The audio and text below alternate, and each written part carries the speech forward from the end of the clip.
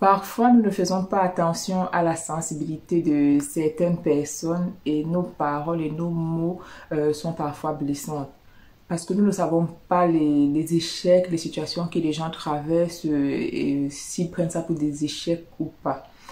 On va voir une jeune fille qui est en couple ou qui est mariée et les gens, quand ils vont la rencontrer, lui demanderont: «Ah, ça fait longtemps que vous êtes ensemble, vous n'avez pas encore d'enfant.»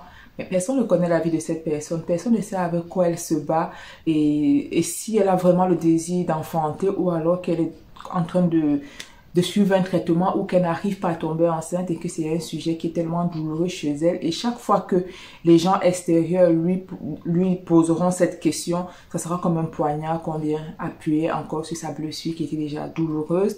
C'est la même chose pour quelqu'un qui est en chômage, qui cherche du travail, et que chaque fois que les gens vont le voir et qu'ils vont lui demander: «Ah, alors ta situation, elle en est où? Tu as trouvé du travail?» Les gens le font parfois avec la bienveillance, parfois juste parce que ils ne veulent pas laisser le blanc dans une conversation, qui s'inquiète, qui pose la question. Mais si vous vous mettez à la place de l'autre, de cette personne qui vit la situation, c'est quelque chose qui est très douloureux pour lui parce que peut-être que sa situation est vécue comme un échec et vos questions arrivent et la personne, pour faire face, soit va commencer à dénigrer sa propre situation, va commencer à être celui qui s'en fout, qui dit: «Oh, je m'en fiche» et tout, mais généralement les gens ne s'en fichent pas.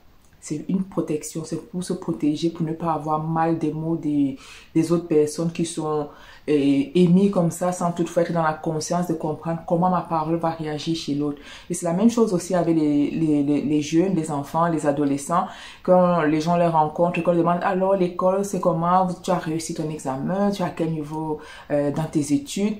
Mais parfois c'est une question aussi qui peut être très blessante, très douloureuse et très personnel pour la personne parce qu'on ne sait pas comment il prend la chose et ça crée souvent des rébellions, des enfants qui deviennent rebelles, qu'on se dit: «Oh, ils sont en décrochage scolaire, ils s'en foutent.» Mais non, ils s'en foutent pas. C'est une protection contre les mots des autres personnes parce que de cette façon, ils sont sûrs qu'on ne leur posera pas on ne leur posera plus cette question de savoir tu en es où avec tes études et ils se jouent les rebelles. C'est pas des rebelles, c'est des gens vulnérables, c'est des gens qui sont dans une sensibilité et qui souffrent de cette parole sans conscience que les gens prononcent de façon automatique sans toutefois s'arrêter une seconde et se poser la question: ma parole, comment l'autre va le prendre? Est-ce qu'elle sera bénéfique pour lui? Est-ce qu'elle lui fera du bien? Ou ce sera une parole qui viendra juste encore enfoncer le couteau dans sa plaie qui est baignante?